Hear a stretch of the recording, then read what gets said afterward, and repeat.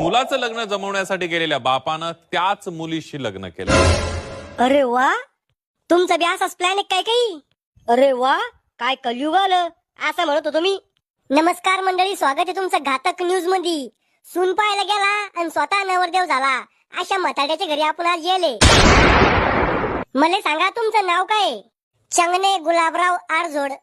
तर चंगणे भाऊ, तुमचं वय काय? 32। म्हणजे तुम्ही 32 वर्षाचे झाले तरी बी तुमचं लग्न झालं नाही?